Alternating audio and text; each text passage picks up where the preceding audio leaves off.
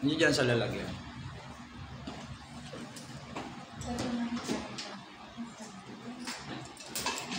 Amen. Purihin ng Panginoon. Salamat sa Panginoon. Yan.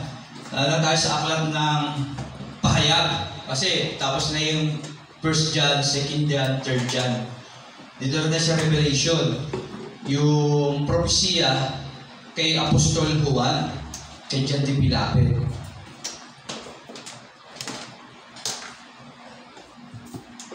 Si John de Pilapet, ito yung pinakahuling namatay sa mga disipulo ni Jesus, sa mga apostol ni Jesus.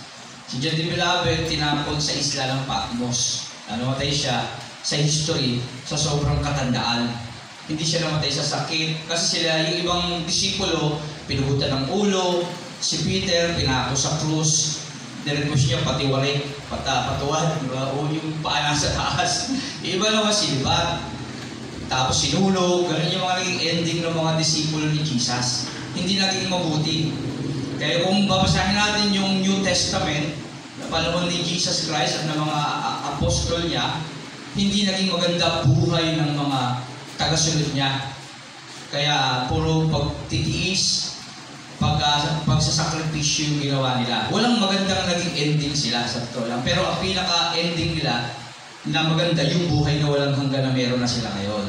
Na tinuturo nila sa atin. Kaya ngayon, pag-aaralan natin yung aklat ng pahayag na sinulat ng ating Panginoong Jesus sa buhay ni John de Pilapet. Yan. Kaya buksan natin yung ating mga Biblia sa aklat ng Revelation o pahayag. Kung meron tayong mga Biblia, basahin natin yung panimula. Yan, panimula ng pahayag. Sabi rito, Sister Nora, assist mo sila kung gusto nila magbasa ng Bible. Ayan, pahayag. Sa pinakadulo ng Bible, pahayag. Sa English niya, Revelation. Sa Tagalog, pahayag. Ayan. Ito yung mga propesya na ibinigay kay John de Pilapet. Pinakita kay John de Pilapet. Kay pahayag. Yan, panimula. Sabi rito, ang pahayag kay Juan ay isinulat noong. Pero kaya lang flashlight mo, Sister Nora, yung cellphone mo. Okay, hindi ko makita, hindi itang sulat eh. Yung tablet ko kasi wala siyang panimula. Pero dito may panimula. Kaya napakahalaga ng Bible eh. Mababasa natin yung panimula. Dito kasi natin malalaman kung sino nagsulat, kung kanino sinusulat, at kung ano ang sinasabi ng sulat ng pahayag. Okay? Ang pahayag kay Juan ay isinulat noong kasalukuyan ang mga Kristiyano ay inuusig dahil sa kanilang pananampalataya kay Jesucristo bilang Panginoon. Yan. Ito ay sinulat ng manunulat noong kasalukuyang inuusig yung mga Kristiyano. Yan. Sa kanilang pananampalataya kay Jesus. Yan. Bilang Panginoon. Ang pangunahing layunin ng sumulat ay palakasin ang loob at buhayin ang pag-asa ng mga sinusulatan niya at payuhan sila na manatiling tapat kahit na panahon ng paghihirap at pag-uusig. So, ibig sabihin, pinapalakas ng loob ng manunulat yung mga Kristiyano na kanyang sinusulatan na dapat sila maging matatag. Okay? Panatiliin, tapat kahit sa panahon ng paghihirap at pag-uusig, dapat maging tapat sila, sabi dito. Tayo na sinusulatan ngayon, tayo na yung tinutukoy dito.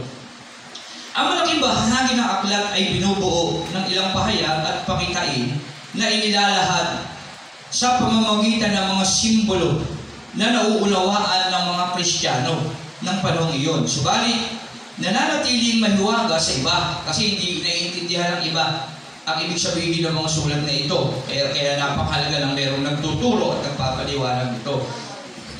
Tulad ng paksa ng isang tugtugin, ang paksa ng aklat na ito ay inulit sa iba't ibang paraan sa pamamagitan ng iba't ibang pangitain, kahit na marami at iba't iba ang kahulugang ibinigay sa mga nakasulat sa aklat na ito. Ang pangunahing paksa ng aklat na ito ay malinaw sa pamamagitan ni Kristong Panginoon. Lulupigin ng Diyos ang kanyang kaaway, kabilang na dito si Satanas, Gagantimpalaan ng Diyos ang kanyang tapat na mga anak ng bagong langit at bagong lupa kapag lubusan na siyang naghari. So, ibig sabihin yun. At talagang paparusahan ng Diyos yung mga kaaway niya at paparangalan ang mga tapat sa kanya. Kaya yun ang panimula ng pahayag. Kaya dito na tayo sa chapter 1 ng pahayag. Okay?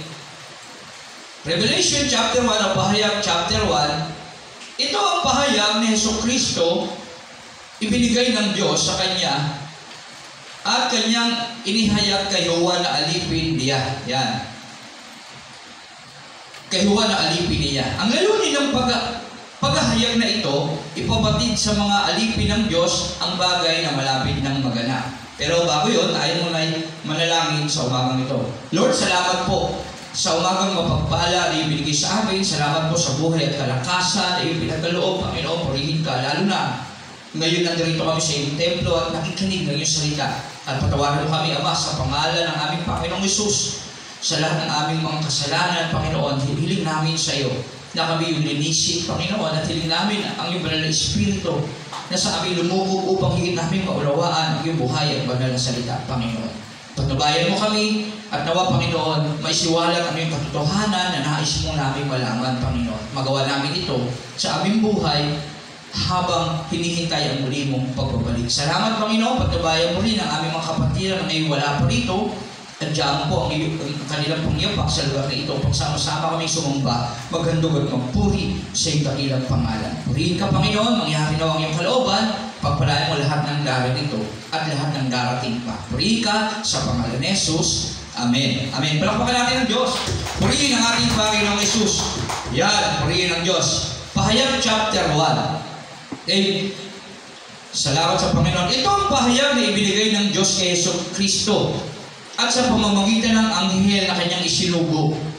Kanya namang inihayag kay Juan na alipin niya. Ang layunin ng pahayag na ito ay ipabatid sa mga alipin ng Diyos sa mga bagay na malapit ng maganap. Yun.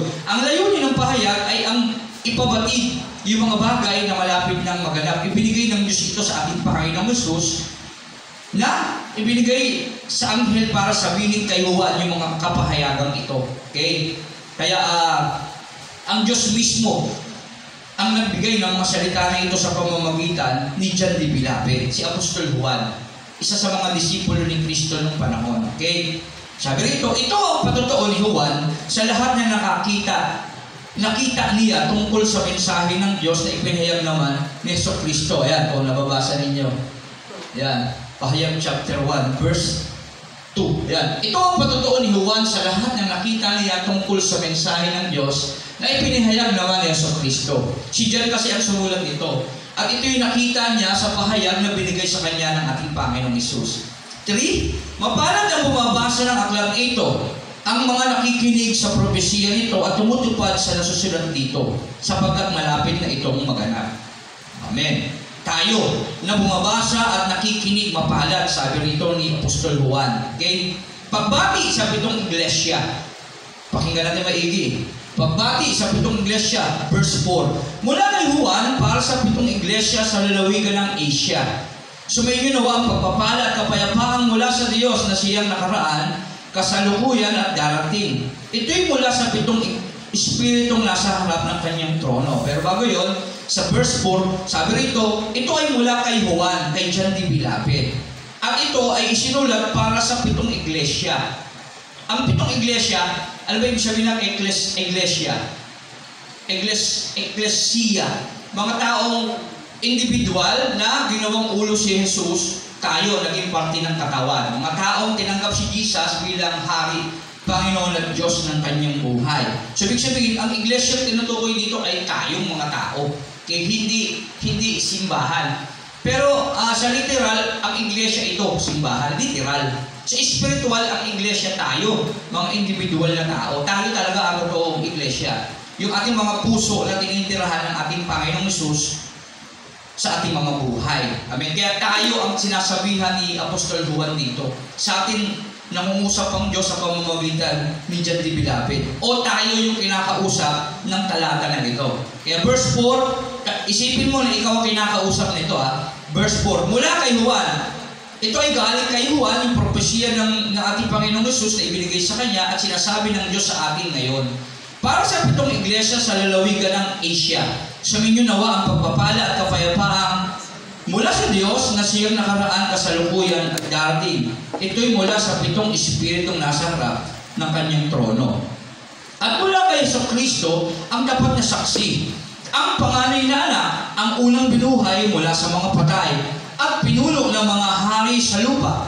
Iniibig niya tayo at sa pamamagitan ng kanyang dugo ay pinalaya niya tayo sa ating mga kasalanan. Yun yung verse 5. Sabi doon, ang pahayag na ito ay mula sa ating Panginoong Hesus. Sino si Jesus Christ? Siya ang tapat na saksi. Ang panganay na anak ng Ama, si Jesus Christ yan. Ayan yung pinapakilala ng sumulat si Jesus Christ. Sabi rito, si Jesus Christ ay tapat na saksi. Ang panganay na anak, ang unang binuhay mula sa mga patay. Kasi siya yung Diyos na nagkatawang tao. At siya ang kauna-unahang binuhay talaga, si Jesus Christ. Okay? Mula sa mga patay, siya yung nabuhay mag-uli. Sa ikatlong araw, di ba, nakikita naman natin yung pelikula. Yung Passion of Christ.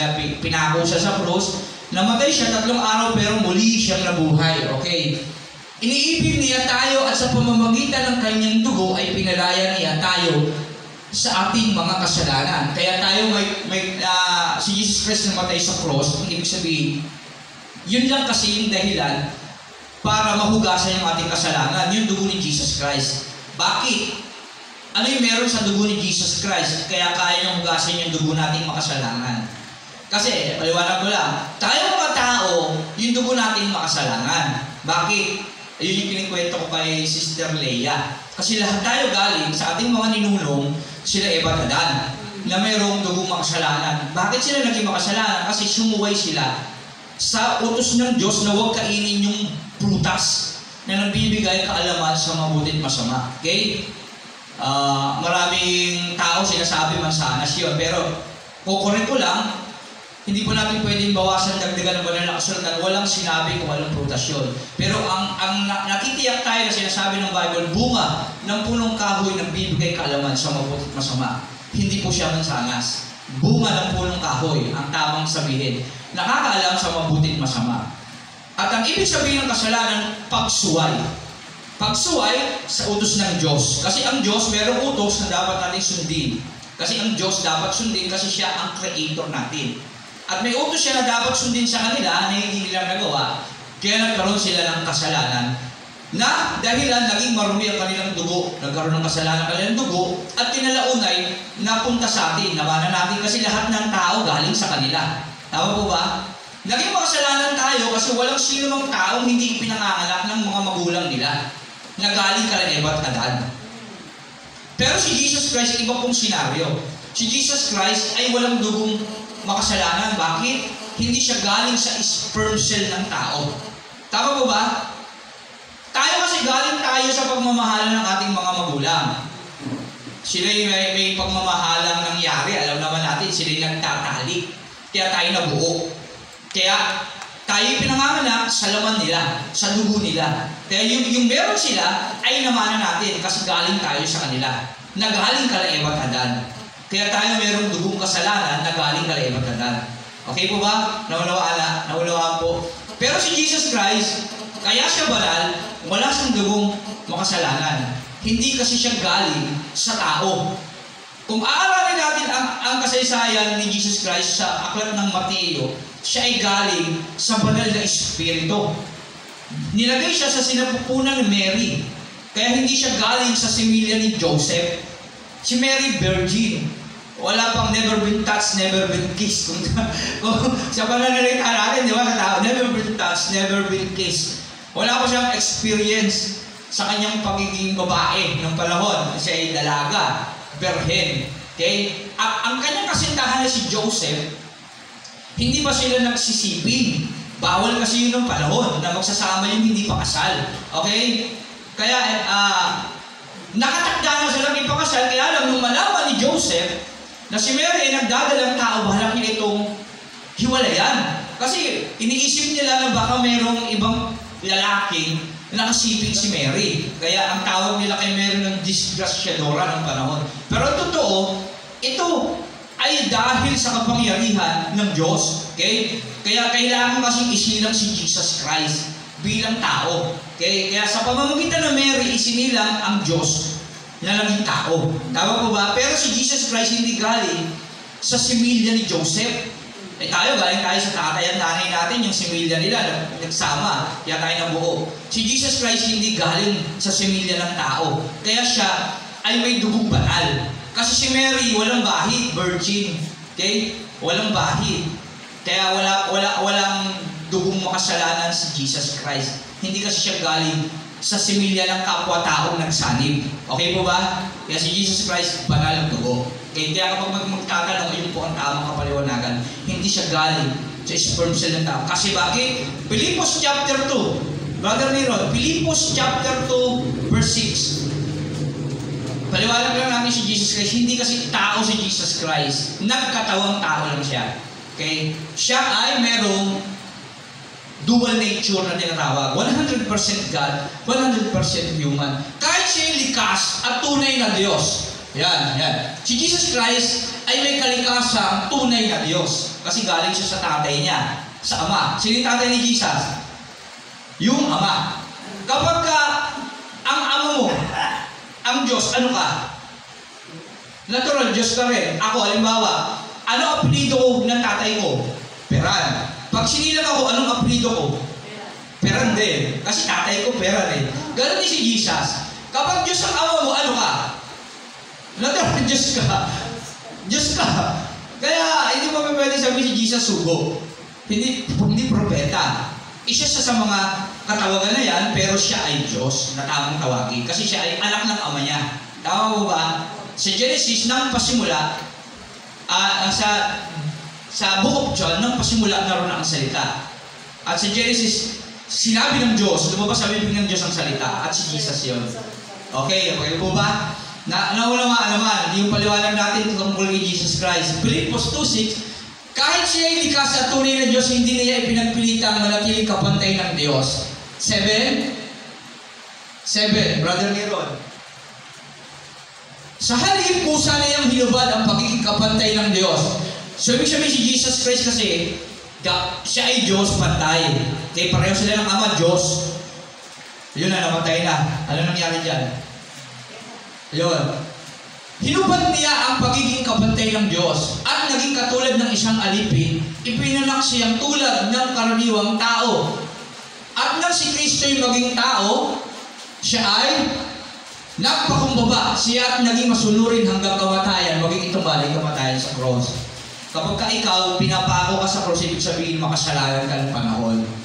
At hinubad ni Jesus yung pagiging Diyos at pinili niyang maging kagaya nating makasalanan. Kasi huhugasan niya nga yung dugo nating makasalanan. Amen?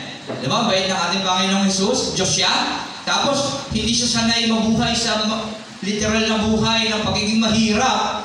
Ipinanganak siya sa sabsaban. Tama? Sa kulungan ng mga hayop, madumi, mabaho. Para ipakita siya ay humble na dapat tularan natin. Kaya tayo magmamalaki sa ating buhay. Si Jesus Christ, Diyos, pero nabuhay na parang kagaya natin. Hindi siya sanay, kaya hindi rin tayo maging choosy. Ano ba yan? Di ba? Si Jesus Christ, spiritual being, hindi siya sanay sa literal na buhay, pero sinikap niya yun, pinagtiisan niya. Hari siya sa langit, Diyos siya eh. Tama po ba? Makapangyarihan, sinusunod siya ng lahat. Pero nabuhay siya dito. Mahirap. Tama? Okay, tama. Tatay niya si Joseph, karpintero. Si Mary, nanay niya, di ba? Kaya, humble. Kaya yan. Dahil doon, ibinigay sa kanya ang pangalang higit sa lahat. Ano pa? 9, Brother Neron. At dahil dito siya lubusang itinaas ng Diyos at ibinigay sa kanya ang pangalang higit sa lahat ng pangalan. Nang sa ganon, 10, sa pangalan ni Jesus ay luluhod at magpupuri ang lahat ng nasa langit, nasa lupa, at nasa ilalim ng lupa. Pero yun sa pangalan ni Jesus. Kaya sa ating Panginoong Jesus, lahat dapat ng tuhod ay luluhod. Ayan, at langit at sa lupa at nasa ilalim ng lupa, 11, at at para sa ikaluluhati ng Diyos, at para sa ikaliligaya ng Diyos. Sabi rito, ang lahat ay magpapahayag na si Jesucristo ang Panginoon. Kaya hindi tayo pwedeng pupunta tayo ng diretso sa Ama. Okay? Kasi mismo ang Ama ang nagsasabi nito, para sa ikatutuwa ng Diyos Ama, para sa ikaluluhati ng Diyos Ama. Sa mas mabago na salita, para sa ikararangal ng Ama o sa ikatutuwa ng Diyos Ama, dapat ipapahayag natin na si Jesucristo ang Panginoon. Kaya hindi ka pwedeng pupunta ka sa Ama at itatakwil mo si Jesus, hindi ka niya kaluluguran kasi ang tanging bagay na makakapagpasaya sa Ama ay ang ituring mo si Kristo na Panginoon ng buhay mo. Okay mo ba? Hindi tayo pwedeng magdagdag magbawas ng banal na kasulatan, magkakasala tayo, dapat eksakto lang. Kasi banal ang banal na kasulatan at kinasihan ng Diyos na gagamit sa pagtuturo ng katotohanan. Kaya yan, si Jesus Christ. Ang saksi, sabi ron kanina, sa pahayag, siya ang unang binuhay sa mga patay at naghugas ng ating mga kasalanan sa dugo. At sabi ng Pilipos 2:11, siya ang Panginoon na dapat nating sambahin. Amen? 2 Timothy 2:9, Brother Neron, tama ba? O Colossians 2:9, hindi ako nagka-family. Pinag-aaralan kasi natin yung dual nature ni Jesus Christ. Pinakilala kasi si Jesus eh. Paano ka, Sister Nora? Nagka-alarm siya. Colossians 2:9.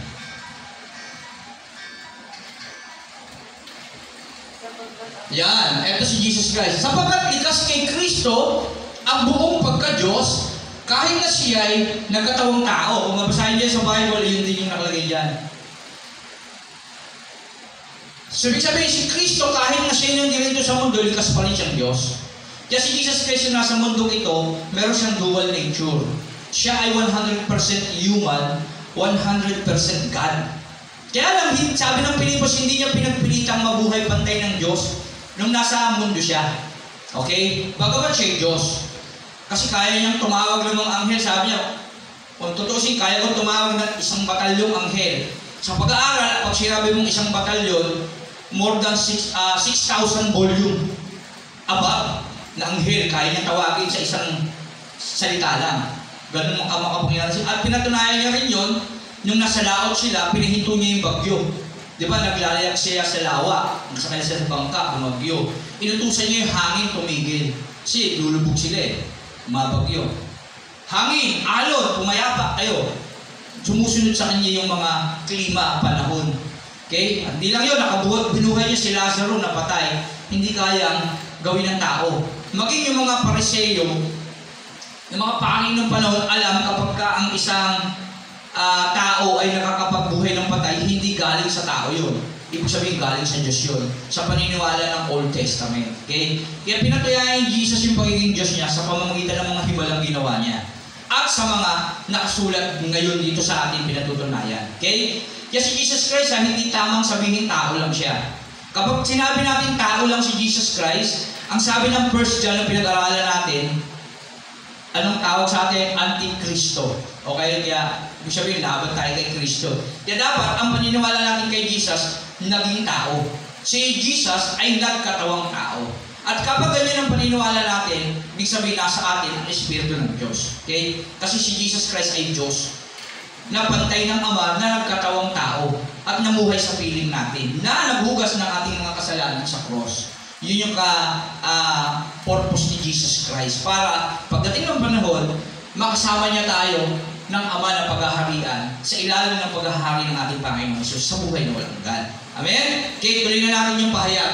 Pinakilala lang natin si Jesus Christ dyan, na Diyos talaga siya. Nagkatawang tao na Diyos na dapat nating sambahin, at siya ang nagbigay ng pahayag kay Juan de Pilabe. 6, ginawa niya tayong isang lahi ng mga pari na naglilingkod sa kanyang Diyos at Ama.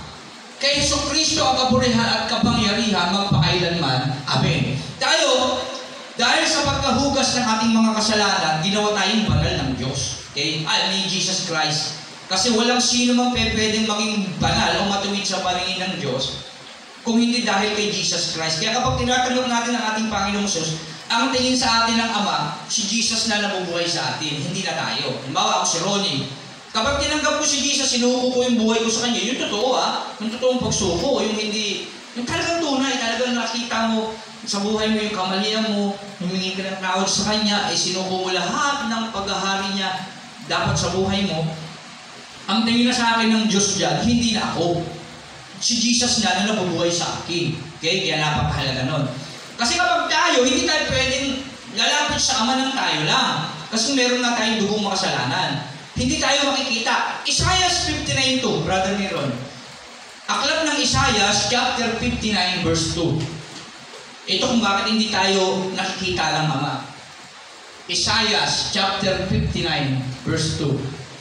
Ang masasama ninyong gawa ang dahilan ng pagkawalay ninyo sa Diyos. Nagkasala kayo kaya hindi ninyo siya makita at hindi niya kayo marinig. Hindi tayo pakikinggan ng Diyos dahil sa ating mga kasalanan. Ano yung kasalanan uli niyo? Yung mga ginawa natin at hindi lang yung dugo na nananalaytay sa atin. Okay? Kaya napakahalaga ni Jesus Christ. Kapag inugasan ni Jesus Christ yung ating mga kasalanan, doon pa lang tayo ditingin ng Diyos at makikita tayo. Okay? Doon pa lang tayo magkakaroon ng ugnayan sa Kanya. Okay? Napakahalaga yan. Okay, balik tayo roon.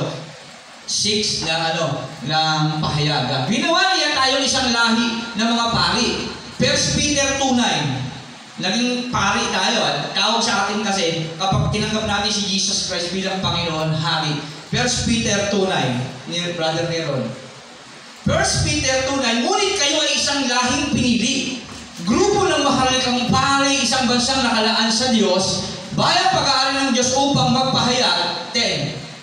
Nang mga kahangahangang ginawa niya, siyang tumawag sa inyo mula sa kadilimang patungo sa kanyang kahangahangang kaliwanagan. Ang tawag na sa atin, mga lahing pinili, grupo ng mahalikang pari. Okay?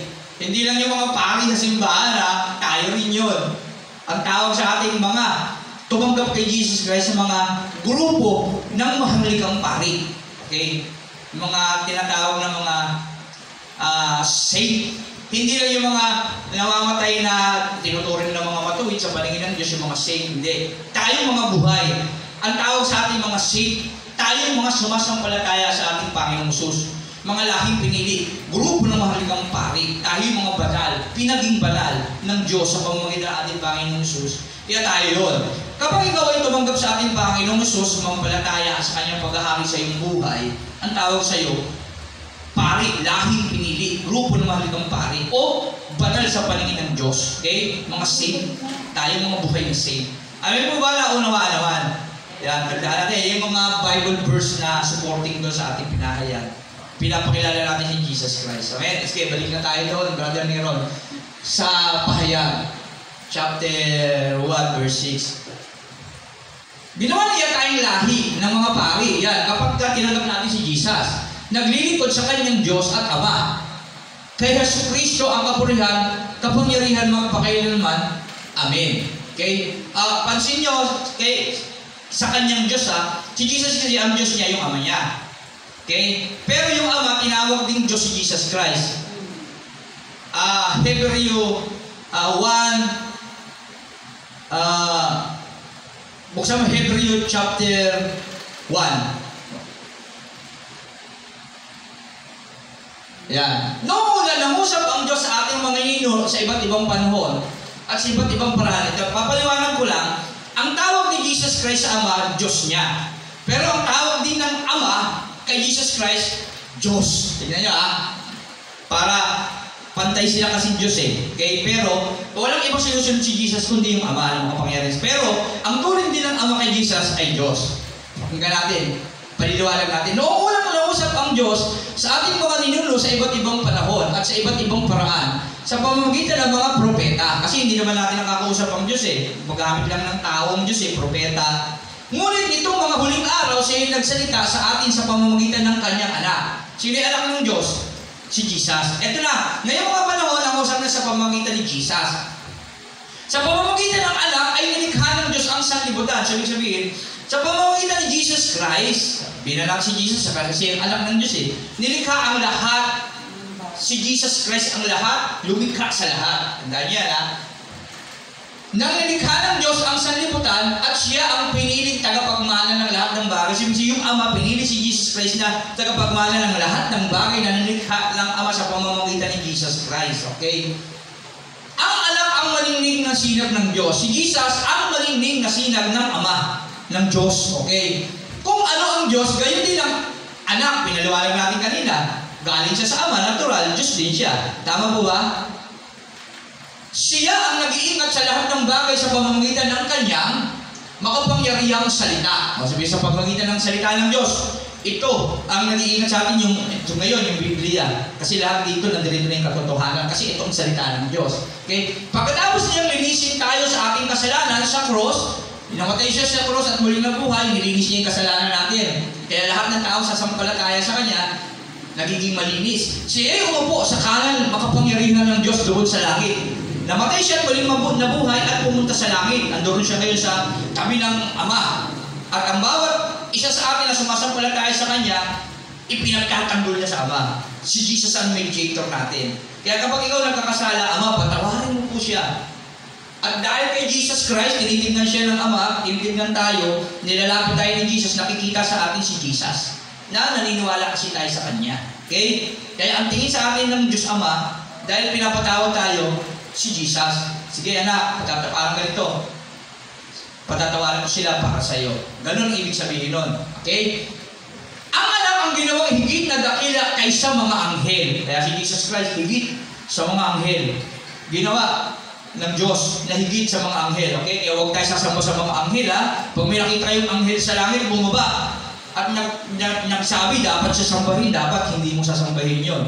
Tama? Huwag tayo magiging, biblical yun. Ang anak lang ginawang higit na dakila kaysa mga anghel. Alam niyo ba na tayo, pagdating ng panahon, hahatulan lang natin yung mga anghel.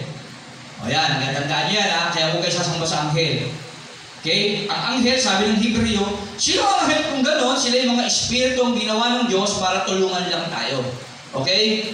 Tulungan lang tayo. Kaya huwag kayong sasamba sa anghel. Kay Jesus lang. Ang alam ginawang higit na dakila kaysa mga anghel.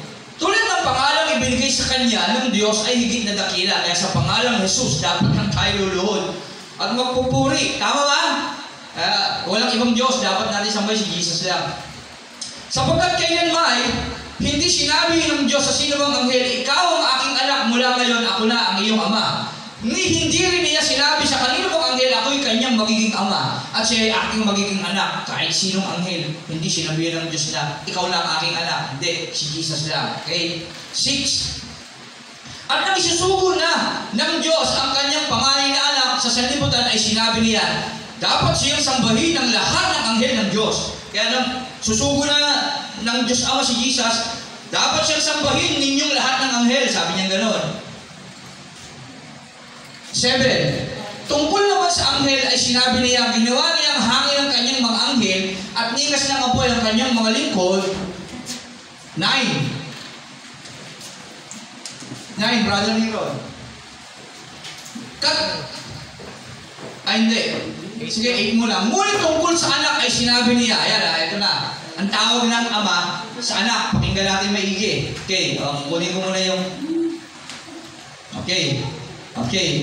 Kunin ko muna yung attention nyo para malinaw. Ito na, ang sabi, ang Ama ang nagsasalita rito sa pamamagitan ng sumulat ng aklat ng Hebreo. Ang aklat ng Hebreo ay walang katiyakan kung sino ang sumulat.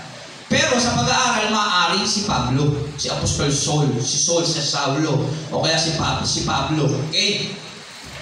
Ang Ama ang nagsasalita rito, ngunit tungkol sa anak ay sinabi ng Ama. Ibig sabihin yan, ngunit tungkol sa anak ay sinabi niya, kasi yung Ama yung nagsasalita niya. Ang sabi ng Ama, ang iyong trono, o Diyos, ay magpakailanman. Ikaw ay maghaharing may katarungan. So ibig sabihin yung Ama, ang tawag sa anak, Diyos. Okay? Kaya mismong yung Ama, tawag kay Jesus, Diyos. Ang iyong trono, o Diyos. O, di ba? Pagka sinabi mo, ang iyong trono, o Diyos, ibig sabihin, ginagalang mo yung anak bilang Diyos din, nakagaya mo. Okay? Malinaw. Kaya si Jesus Christ, may dual nature. Nung siya'y nagkatawang tao, 100% God, 100% man. Okay? At matibay yan na sinasabi sa banal na kasulatan. Okay? Si Jesus Christ ay turing din ng Ama sa Kanya, Diyos. At si Jesus Christ, ang turing sa Ama ay Diyos niya rin. Tama? Sila ay pantay sa pagiging Diyos. Okay? At si Jesus Christ, binigay ang pangalan na hindi sa lahat. Kaya sa pangalan ni Jesus, lahat tayo dapat iluluhod, magpupuri, at magsasabing siya ang ating Panginoon. Amen? Okay, balik na tayo sa Pahayag chapter 1, verse 6. Naipaliwanag lang natin na si Jesus Christ ang Diyos. Ang tawag sa Kanya ng Diyos ay Diyos din. Ang tawag ni Jesus Christ sa Ama, Diyos niya rin. Tama po ba? Okay, yan. Naturally, Holy Spirit, Diyos din yun. Okay, hindi natin topic yun, pero sabihin ko lang, ang banal na Espiritu ay Diyos. Okay, at maraming talatang pinahayag ng Diyos ang banal na Espiritu. Okay, kung babasahin natin yung banal na aksuhan. Pero wala tayo sa topic ngayon, dito lang muna tayo sa pahayag. Ginawa niya tayong isang lahi ng mga pari. Kaya tawag sa atin mga lahing pinili, 1 Peter 2:9, na mga sumampalataya kay Jesus Christ. Kaya ingatan natin yung pagiging lahing pinili natin. Okay? Kaya gamitin natin yung ating buhay na dapat pinarangalan ng Diyos. Okay? Na naglilingkod sa kanyang Diyos at Ama. Kay Jesucristo ang kapurihan at kapangyarihan magpakailanman. Amen. 7. Tingnan ninyo, dumarating siyang nasa mga alabaw at makikita siya ng lahat. Pati ng mga sumibat sa kanyang tagiliran. Tatangis ang lahat ng lipi sa lupa dahil sa kanya. Ganoon nga ang mangyayari. Amen. Ito na yung pahayag ni John. Darating ang araw na darating si Jesus Christ at makikita ng lahat. Okay? Sabi ni John the Beloved, darating si Jesus Christ at makikita ng lahat. Okay? Makita ng lahat, pati yung mga sumibat sa Kanya, pati yung mga taong sumangalungat sa Kanya, yung mga hindi siya itinuring bilang Diyos, yung mga tumuya sa Kanya, yung mga hindi naniniwala sa Kanya. At sa Kanyang tagiliran, tatangis ang lahat ng lipi sa lupa dahil sa Kanya. Tatangis, iiyak ang lahat. Kung sabihin, magsisisi sila. Okay? Mangingilabot sila. Okay? Ganoon nga ang mangyayari. Amen. 8. Ako ang Alpha at ang Omega, sabi ng Panginoong Diyos na makapangyarihan sa lahat. Diyos sa kasalukuyan, sa nakaraan, at siyang darating. So, ibig sabihin ng Alpha at Omega, Diyos sa kasalukuyan at nakaraan, at siyang darating. Okay? 9. Ako'y si Juan. Ako si Juan, ang iyong kapatid at kasama sa kapighatian at pagtitiis na nararanasan ng mga kabilang sa kanyang kaharian dahil sa pagkipag-isa kay Jesus. Itinapon ako sa isla ng Patmos, kinikwento niya yung kanyang sarili. Pero hindi siya yung Alpha at Omega. Siya lang ang nagsasabi. Ganun kasi ang Diyos. Kapag ang Diyos kasi pag nangungusap sa tao, napapadala ng anghel, at sasabihin ng anghel yung sinasabi ng Diyos. Kaya yung nagsabi nito kay John, anghel. Kaya lang, ang sabi ng Diyos sa anghel, ang Diyos ang nagsasalita sa anghel, ako ang Alpha at ang Omega. Maging kay Moises, ganun din, nung panahon. Yung nakausap ni Moises yung halamang nagliliyab ng waapoy. Yung anghel din ang kausap niya doon. Ako si Yahweh. Kasi yung anghel ganun eh. Sabihin mo, utusan ng Diyos, sabihin mo, ako si Yahweh. Sabihin naman ng anghel, ako si Yahweh. Sabi ng Diyos, ako si Yahweh. Parang ganun sa pag-aaral.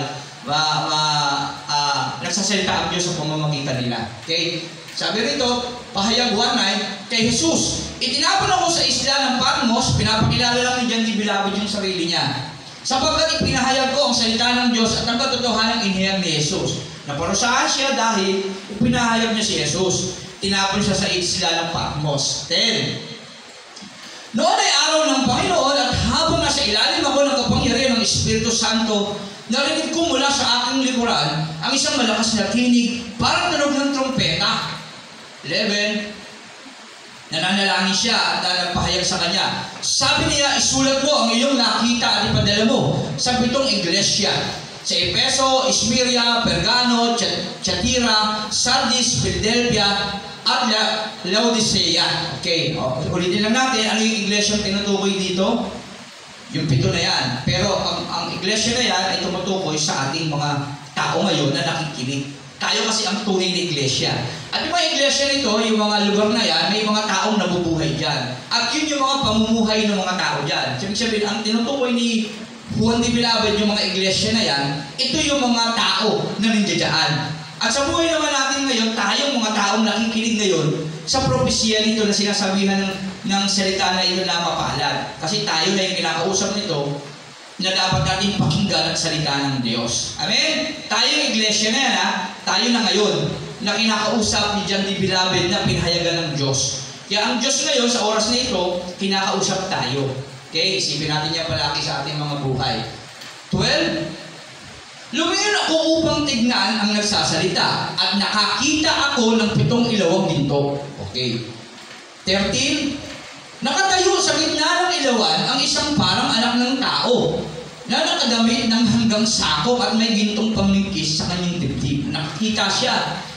Nakatayo sa gitna ng ilawan ang isang parang anak ng tao na nakadamit hanggang sako at may gintong pambingkis sa kanyang dibdib. Nakita ni John the Beloved.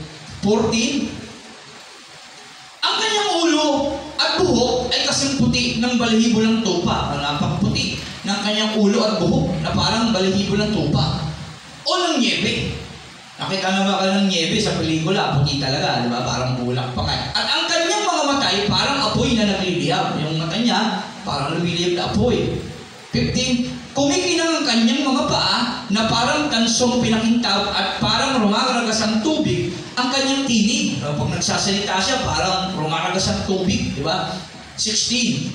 May hawak siyang 7 bituin sa kanang kamay at lumalabas sa kanyang bibig ang isang matalim na tabak na sa magkabila yung may talim. Ang kanyang mukha ay nakakasilaw na parang matinding sikat ng araw. Lumalabas sa kanyang bibig ang isang matalim na tabak. Sa magkabila, may talim. Paliwanag natin ito. Hebrew 4:12. Brother Neron. Ito yung lumalabas sa kanyang bibig. Tama ba? Hebrew 4:12. Ang salita ng Diyos, Hebrew chapter 4 verse 12, ang salita ng Diyos ay buhay at mabisa.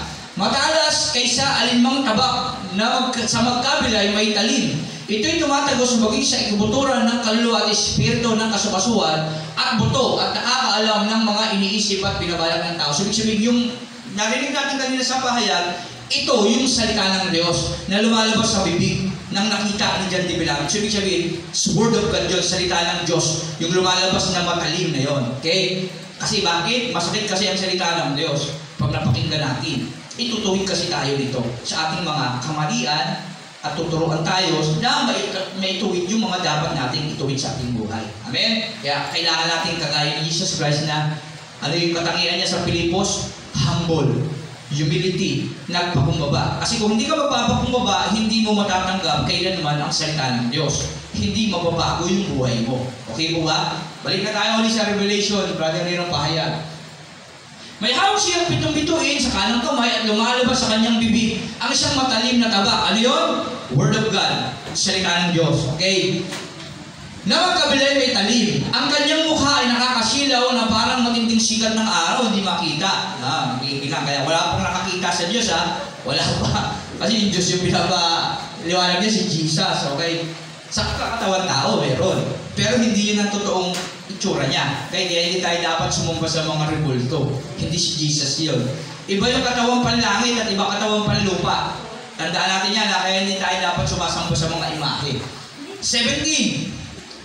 Pagkakita ko sa kanya, para akong patay na bumagsak sa kanyang paanan. Ngunit, ipinatong niya sa akin ang kanyang kanang kamay at sinabi, huwag kang matakot. Ako ang simula at ang wakas. Ako ang alpha at ang omega, sabi ron. 18. At ang nabubuhay, namatay ako, ngunit tignan mo, ako'y buhay. Sino yung namatay? At muling nabuhay? Si Jesus. So, ibig sabihin, si Jesus yung nakikita niya. Sa propesya na yan. Sa pahayag na yan. Okay? Namatay ako, ngunit tignan mo, ako'y buhay. Ngayon at nananatiling buhay magpakailanman. Nasa ilalim ng aking kapangyarihan ang kamatayan at ang daigdig ng mga patay. 19. Kaya't isulat mo ang iyong nakita, ang nangyayari ngayon at ang mangyayari pa pagkatapos nito. Kaya pinapasulat sa kanya, kasi magpopropesya sa kanya, diyan, isulat mo yung mga makikita mo, ang mangyayari at magaganap. Okay, lulutusan siya sa propesya. Okay, 20. Ito ang kahulugan ng 7 ilawang ginto. Ito na yung kahulugan ng binabanggit na 7 ilawang ginto. At ng 7 bituing hawak ko. Sabi ni Jesus na nakita niya. Ayan na, pinapahayag na. Pero yung anghel na nagpapahayag nito, Ganyan kasi ang Diyos. Sasabihin ng anghel yung sinasabi ng Diyos sa pahayag sa Kanya. Ang 7 ilawan, ang ginto at ang 7 iglesia. Ang 7 bituin ay ang anghel ng 7 iglesia. Yan. Yung 7 bituin, sabi rin, yung 7... Asan na ba? Ang 7 ilawang ginto ay ang 7 iglesia. Yung 7 ilawang ginto, ito yung mga 7 iglesia. Ano yung iglesia? Kanina sinabi natin, tayo. Tayo mga sumasampalataya, tumanggap kay Jesus, sa atin ito nangungusap. Okay? Kaya ang 7 ilawang ito, yung iglesia na yun, yung 7. Yung Efeso, Pergano, ayan yung kaninang nabanggit yung 7. Pero tayo yan.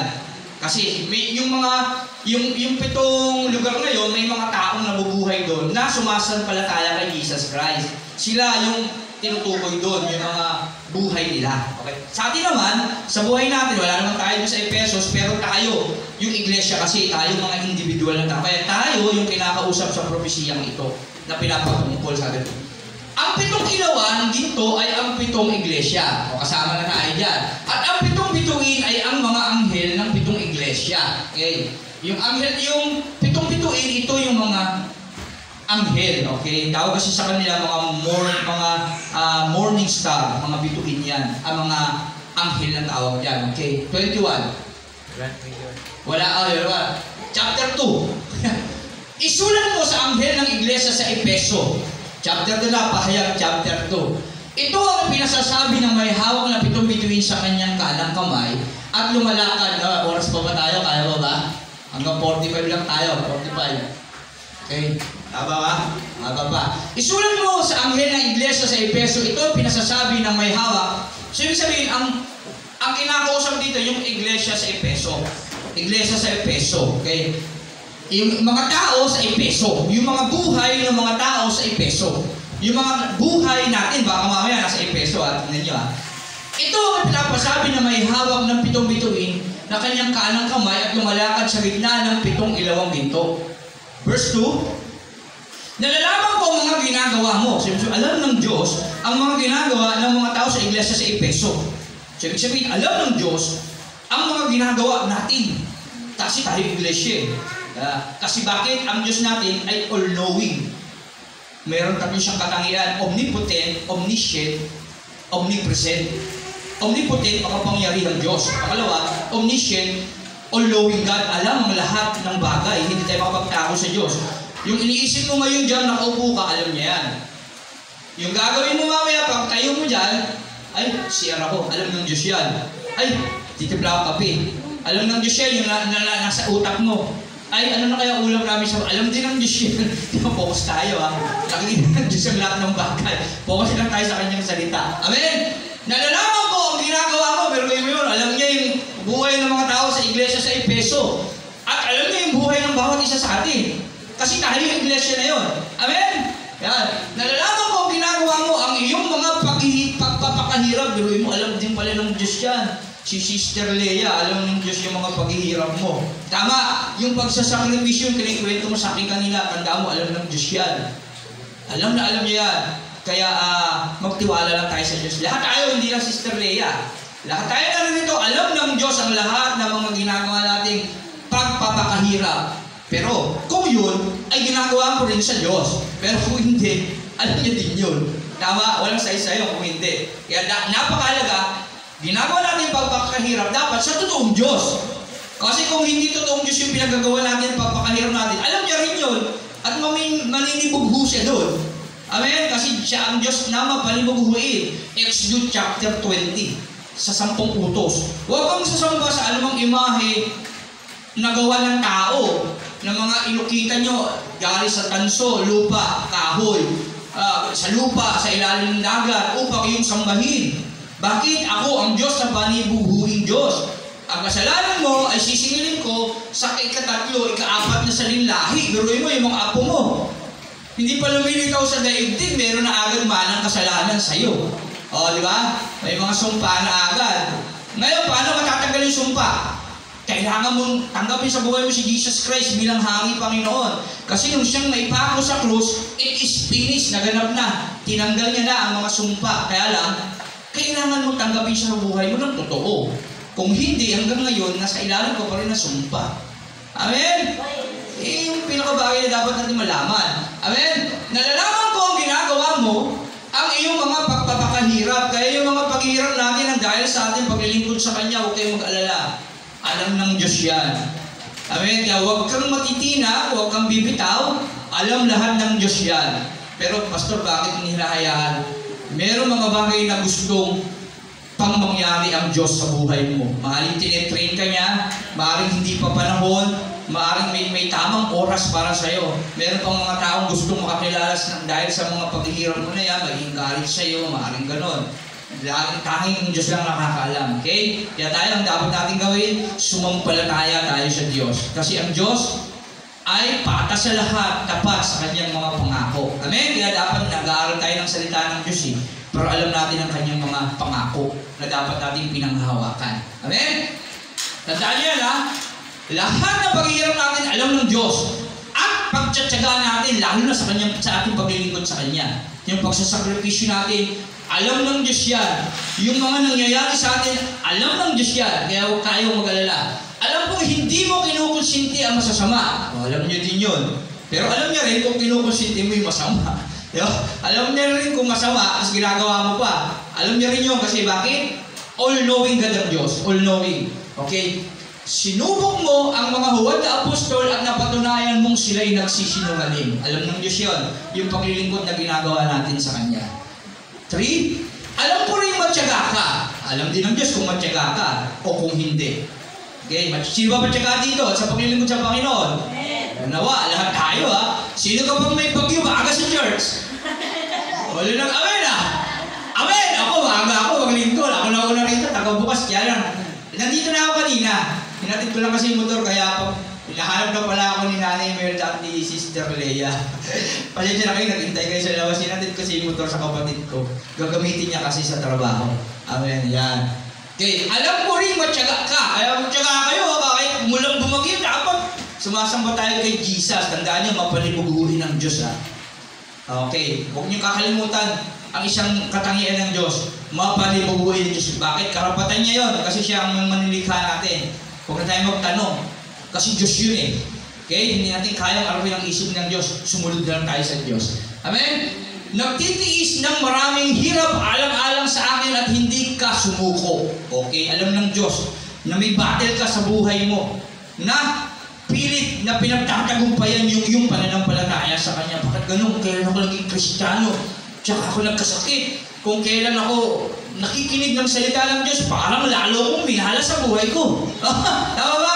Parang lalo akong parang nilaluan ang aking mga kaibigan. Tama?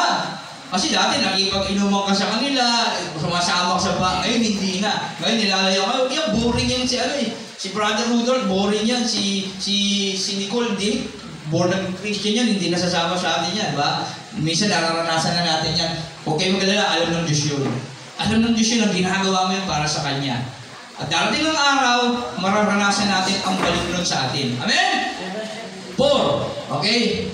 Verse 4. Subalit may isang bagay na ayaw ko sa iyo, patay, yun lang.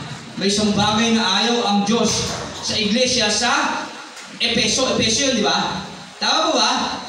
Efeso. Kung ikaw ay iglesia sa Efeso, meron palang, sino matyaga rito? Yung nagpapakihirap sa paglilingkod niya sa Diyos. O nawa, tayong lahat yun. So, ibig sabihin, ikaw ay iglesia sa Efeso. Kaya na, may isang bagay na ayaw ang Diyos sa iyo. Ayan. Subalit may isang bagay na ayaw mo sa iyo. Ano yun? Ang pag-ibig mo noong una ka sumampalataya ay nanlalamig na. Kasi rito yung una niyang nakilala sa buhay niya si Jesus Christ. Ang init niya, tama ba? Halos gusto niya araw-araw linggo. Lunes pa lang, gusto ko linggo na. Share ko sa kapitbahay ko. Oras-oras, kasi mga kinalaunan, patay, wala na. Hindi na nag-share. Hindi niya na masambit yung pangalan Jesus. Mahal ka rin, hindi niya nahihiya na. Ano ba, hindi na makapagbitbit ng Bible sa maraming tao, tinatago na. Pero nung una, talagang hawak niya, masigasig. Tapos magbibigay siya Panginoon, talagang grabe. Ano pa, ang aga sa church. Tapos ano pa, talagang kahit anong utos, ginagawa niya, nagbo-volunteer pa. Yun yung unang buhay natin nang kilala natin si Kristo. Gustong umaawit sa Diyos. Pero kinalaunan, nalilate na. Okay. Yun yung bagay na, nahuli nang pumunta sa church. Ano ba? Ayaw na mag-invite. Okay? Tapos, nakakaramdam na ng pagod. Nakakaramdam na ng pananawa. Yun isang bagay na ayaw na ng Diyos sa atin na dapat ipaunawa. Yung dati nating init, nawawala. Okay? So, bali may isang bagay na ayaw ko sa iyo. Ang pag-ibig mong noong una, kung kang sumampalataya ay nanglalamig na. Ibig sabihin, nahanap ng Diyos yung unang tagpo natin sa Kanya, yung unang na-first love tayo sa Kanya, yung pinakaunang bagay na nakilala natin siya, dapat ibalik natin. Okay? 5. Alalahanin mo ang dati mong kalagayan. Okay, bakit? Yung kapag pala ganun ng lamig tayo, sabi rito, pagsisihan mo at talikuran ang iyong masasamang gawa. Masama pala yun. Kapag yung dati mong pananampalataya, nung nakilala mo si Jesus na labing, masama pala yun. Ayan o. Alalahanin mo ang dati mong kalagayan. Isipin mo yung noon, nakilala mo ko ng una. Anong dapat mong gawin? Pag naisip mo na yun. Pagsisihan mo at talikuran ang iyong masasamang gawa. Yan. Yung masama pala yun. Okay? Masama. Ba't naglalamig? Kasi unti-unti nakakagawa ka na ng masama. Okay? At gawin mong muli ang mga ginagawa mo noong una. Kapag hindi ka nagsisi, pupunta ako diyan at aalisin ko. Sa kinalalagyan mo ang iyong ilawan. Luruin mo yun, aalisin pa pala yung ilawan sa atin kapag hindi tayo nagsisi. At hindi tayo nagbago sa ating buhay. Pag hindi natin binalik yung dati natin kalalagayan, luruin mo yun ha. Nalulugod na ang Diyos sa iyo, okay na eh. Bandang huli pala, aalisin pala yung ilawan natin. Amen? Kaya, wag pa rin tayo magkampante sa ating buhay. Ngayon naging, kasi may mga ibang tao, once you are saved, you are saved eh. May paniniwala silang gano'n eh. Pero sabi rito, kapag hindi ka nagsisi, dapat yung dati mong kalagayan, nung una mo ako nakilala, ibalik mo yon. Sabi ng Diyos, kapag hindi mo binalik yon, pupunta ako diyan at aalisin ko sa kinalalagyan ang iyong ilawan. So, ibig sabihin, nandun ka na. Sa tabi ng Diyos, halimbawa lang, malapit ka na sa Diyos, o kukunin niya pa yun, ilalayo ka pa niya. Halimbawa lang, hindi ka na makakalapit sa Diyos pagka ganun. Tama? Okay? Natandaan natin yan ha. Dapat, kagaya ni Pablo, sabi ni Pablo, nagsisikap ako hanggang sa hangganan. Hanggang sa finish line. Siya ka ba nakakita, tumatakbo, nakarating sa huminto, tapos makakarating ka ba sa finish line pagka ganun? Hindi, kasi hindi ka nagpatuloy. Kaya ang Bible, tinuturuan tayo magpatuloy. Manatili. Kahit na mahirap ang buhay, problema, manatili ka sa pananampalataya, magpatuloy hanggang sa dulo. Kasi walang makakarating sa dulo pag hindi ka nagpapatuloy. Ngayon ang sinasabi ng Diyos sa atin.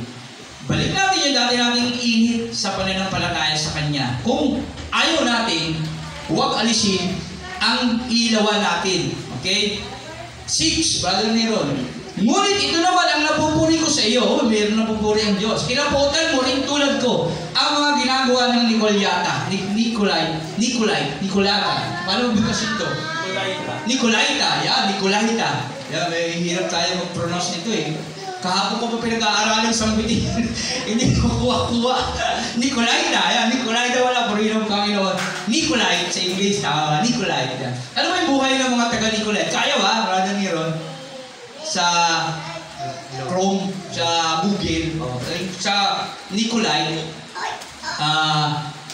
mga masasama, mga paganong gawain. Yan. Mga hindi kumikilala sa Diyos. Yan. Sa Chrome, pag nag-google ka, i-google mo yung buhay ng mga Nicolite, yan, mga kahalayan, makamundo, yan, nagawa. Parang sa buhay natin, mga bagay na naglalayo sa Diyos, mga bisyo, kalayawan, luho, pagsamba sa mga Diyos-Diyosan.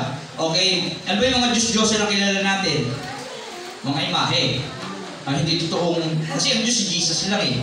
Pero basta si Jesus naman yung Kristo ba, nung nakadikit sa padera, ulitin lang natin, si Jesus walang iniwang itsura.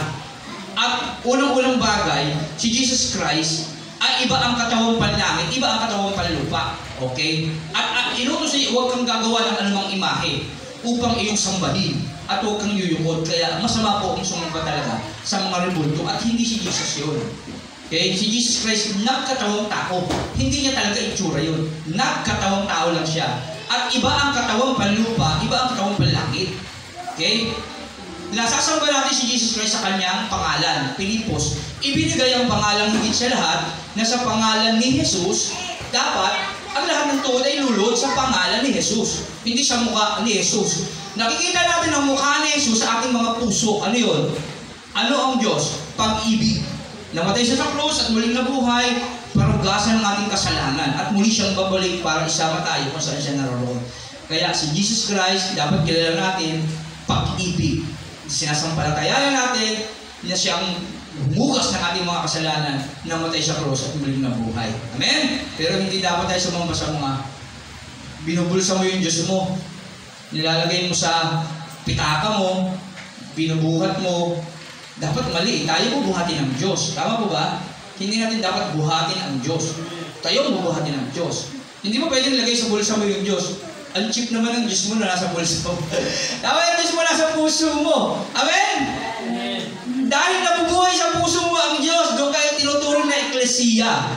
Nabubuhay sa puso mo ang banal na Espiritu na Diyos, na si Jesus Christ na nabubuhay sa iyo. Amen? Dapat ganon. Tandaan natin yan, ha? Ngunit ito naman na napupuri ko sa iyo, kinaputan mo rin, katulad ko ang mga ginagawa ng Nicolaita. Yan. Yung mga masasama. Ayaw mo rin nun. Salungat ka rin doon. Ayaw mo yun. Okay? 7. Ang lahat ng may pandinig ay makinig sa sinasabi ng Espiritu sa iglesia. Ibibigay ko sa magtatagumpay ang karapatang kumain ng bunga ng punong kahoy na nagbibigay buhay na nasa paraiso ng Diyos. Okay? Ay, ba na to? Smyrna na to. Okay, doon lang muna tayo sa Efeso. Iglesia sa Efeso kasi wala tayong oras. Hanggang 45 lang tayo. Pag pinagpatuloy natin, lalampas na tayo. Amen? Kaya, take note lang muna natin. Pahayag chapter 2 tayo natapos. Verse ano yun, Brother Neron? 7. Yan. Iglesia sa Efeso. At tandaan natin, ha? Ano yung bagay na gustong-gusto ng Diyos sa Iglesia sa Efeso? Yung kanina yung huli. Sumasalungat din siya sa mga bagay na malalayo sa Diyos kaysa kasamaan. Ayaw niya rin yun. Kaya lang, ang problema, nalungkot ang Diyos sa Kanya, sa atin, bakit yung dapat yung pag-ibig natin yung una, dapat ibalik natin. Kung hindi natin ibabalik, ano mangyayari sa atin? Sabi rito, tatanggalin yung ilawan natin. Tama? Tatanggalin ng Diyos yung ilawan natin. Pupunta ang Diyos at siya mismo ang tatanggal ng ilawan natin. Okay? Ano ibig sabihin nun? Yung kaligtasan natin. Mawawala. Amen? Na dapat nasa sa atin. Okay? Kaya dapat alam natin yung mga bagay na dapat natin malaman. Okay? At ang sabi ron, kapag binalik natin yung pag-ibig natin noong una, pahintulutan tayo kumain. Asa na yung Brother Neron? Nang bunga ng punong kahoy na bibigay, buhay, nasa paraiso ng Diyos. Okay? Piliin, well done, may good and faithful servant. Makarating tayo sa dapat natin patunguhan pagdating ng panahon. Amen? Kaya, dapat yung una natin pag-ibig ng unang araw na nakilala natin ang aming Panginoong Jesus, ibalik natin. Ano yung katangian ng Efesos? Iglesia sa Efeso, matyaga. Ulit sa umpisa, wala lang yun. Yung katangian niya, nalalaman ko, ang ginagawa mo, ang iyong pagpapakahirap, nagpapakahirap ka sa paglilingkod kay Jesus. Sino rin yung nagpapakahirap sa paglilingkod kay Jesus? Wala. Wala nagpapakahirap, hindi tayo iglesia sa Efeso. Tama ba? Wala ba nahihirapan sa inyo sa paglilingkod nyo? Wala ba tumutaya sa inyo? Hindi nyo pala mapapabayaan mga trabaho? Ay, hindi. Nagtatrabaho pa rin pala kayo kahit na naglilingkod sa Panginoon. Minsan nasasakripisyo yung pagtatrabaho, di ba? Yung pag-aaral, hindi ako, pastor ako, hindi ako pumupunta sa meeting namin ng eskwelahan ko kasi dapat unahin ko yung salita ng Diyos. Yung mga ganon. Tama? Wala akong ganon. O hindi tayo taga-Efeso. Hindi mo lang tayo tinutukoy mga ganon. Kasi dapat may nagpapakihirap tayo eh. At nagtsatsaga sa ating paglilingkod. At hindi kinukonsinti yung masasama. Okay? Dapat hindi natin kinukonsinti yung masama. At nagpapakihirap, nagtsatsaga tayo sa paglilingkod sa Panginoon. Nagbibigay tayo ng oras sa gawain ng Diyos. Okay? Ano pa? Sinisikap nating gampanan ang ating mga tungkulin sa Diyos. Yan, ang iglesia ng Efeso. Ginagawa niya yung parte niya. Lalo na yung una niyang nakilala si Jesus Christ. Kaya lang, kinalaunan nanlamig siya, nanlalamig. Pero, pinababalaan siya ng Panginoon. Pinapaalalahanan siya, dapat ikaw, balik mo yung una mong ginagawa. Yung una mong paglilingkod sa akin, yung mainit. Kasi kung hindi, aalisin ko yung ilawan. Okay? Aalisin niya yung ilawan. Aalisin niya sa atin yung mga bagay na nasa sa atin. Okay? Kaya tandaan natin yan. Ibalik natin yung ating unang araw na nakilala natin ating Panginoong Jesus, maging seryoso tayo sa ating paglilingkod sa Kanya. Amen? Natandaan natin na iglesia sa Efeso. Sa Sunday, tuloy natin yung pagtalakay sa kapahayagan kay Apostol Juan sa bawat iglesia. Unang iglesia pa lang yung ating pinag-aralan, meron pang 6 na natitira. 7 yan eh. Kaya makikita natin dyan yung buhay natin. Kaya habang binabasa yan, i-connect mo yung buhay mo kung ikaw ba yung nandiyan, okay? Kung ikaw ba yung, oo nga, dati, naging mainit ako sa Panginoon, ngayon nanlalamig na ako eh. Kaya tandaan mo yan, kung ikaw ay nanlalamig, dati mainit ka, sabi ng Diyos, huwag mo hayaan na maalis niya yung ilawan mo. Okay? Para hindi mo walang kabuluhan yung mga pinagpagala natin. Kasi ikaw ay nagtiyaga, ikaw ay nagsikap sa paglilingkod mo, ayaw mo na masasama, pero ngayon, naging masama ka na din. Okay? Unti-unti, naglalamig ka na. Okay? Hindi na nalulugod ang Diyos, ibig sabihin sa ginagawa mo. Dapat magsisi na sa pagkakasala at ibalik yung dati natin ginagawa nung unang araw na nakilala natin ang ating Panginoong Jesus. Kasi nung time, lalo na sa magkasintahan, alam niyo naman kapag na-inlove ka, di ba? Halos lahat gusto mong gawin eh. Tama ba? Pag-gising mo pa lang sa umaga, parang gusto mo na agad siyang pasihin eh, di ba? Gusto mo siyang bigyan ng regalo. Dapat ganun din tayo sa Panginoon. Nung unang araw na nakilala natin ng Diyos na gustong-gusto natin pumunta ng church, gustong-gusto natin magbasa ng Bible, gustong-gusto natin umawit sa Panginoon, ibalik natin yon. At ipag-participate tayo sa Panginoon, ibalik natin yon. Huwag tayo manlamig para hindi alisin yung ilawan natin. Okay? Tama po ba? Amen po ba? Amen. Malawa, magawa natin yon hanggang may panahon pa. Kasi si Jesus, sabi ron, babalik at makikita ng lahat, maging ng mga sumibag sa Kanya, ng mga hindi naniwala sa Kanya. Si Jesus Christ muling babalik at makikita siya ng lahat. Ayun ang sabi niya. Ang Diyos pag nagsalita, siguradong mangyayari. Okay? At iyak mangyayari kasi Diyos ay tapat sa Kanyang mga sinasabi. Siya si Jehovah. Siya si Yahweh na makapangyarihan Diyos. Siya si Jehovah na kapag sinabi ay tiyak ay gagawin. Kaya yan mga katawagan sa Diyos, may mga meaning yan eh. Kapag sinabi, tiyak ay gagawin. Kaya si Diyos natin, si Jehovah, si Yahweh. Makapangyarihan Diyos, Yahweh. Jehovah, kapag sinabi, tiyak ay gagawin. Amen? At maraming pong meaning yan. Kung mag-aaral tayo ng mga pangalan ng Diyos, maraming meaning yan. Okay? Pero isa lang ang binigay ng pangalan ng Diyos sa lahat. Ng pangalan. Na sa pangalan ni Jesus, ang lahat ng tuhod ay luluhod ay magsasabing si Kristo ay Panginoon. Amen? Sa pag-aaral, maraming mga bagay tayong dapat matutunan, pero isa lang dapat natin gawin. Yung time na unang nakilala natin si Jesus sa ating mga buhay, dapat ibalik natin yon. Kung hindi, anong sabi sa Pahayag, chapter 2, yung ilawan natin, aalisin niya yon. Amen? Aalisin niya yon. At dapat natin paniwalaan yon. Kasi ang Diyos ay tapat sa lahat ng Kanyang mga sinasabi. Palakpakan natin ang Panginoon. Amen? Okay, hindi ko lang muna tayo. Pero mga gustong tanong, sa ating mga tinalakay, baka meron akong hindi na sabi, may nabasa tayo na gusto niyong maintindihan. Okay? Kasi diyan naman lahat eh. Pag binasa natin yan, yung mga paliwanag, diyan naman eh. Pinakilala natin si Jesus kanina, may mga supporting verse tayong pinakita. Pero kung hindi kayo satisfied, pwede pa kayo magtanong sa oras na ito. Kung gusto niyo magtanong, okay? Ano tawag ng Diyos kay Jesus? Diyos din. Sa ating binasa kanina. Sabi niya sa Hebreo, chapter 1, sabi ng Ama, ang iyong trono, O Diyos. Okay? Ikaw na. Ang iyong trono, O Diyos, ay magpawalang hanggan. Sabi ng Ama kay Jesus. At si Jesus naman, sabi sa Revelation, Diyos niya yung Ama. Okay? Kaya, sabi ng Pilipos naman, nagkatugma sila ay pantay sa pagiging Diyos. Bagaman siya hindi kasatunay ng Diyos, hindi niya pinagpilitang mabuhay, pantay ang Diyos. Kaya tama, di ba yung Pilipos? Tawag ng Diyos Ama kay Jesus, O Diyos. Tawag naman ng Revelation ni Jesus sa Diyos Ama, Diyos. Sabi ng Pilipo, sila ay pantay. Tawag nila sa isa't isa ay Diyos. Okay. Pero isa lang ginawa ni Jesus, sumunod sa kalooban ng Ama na nasa langit. Humble siya.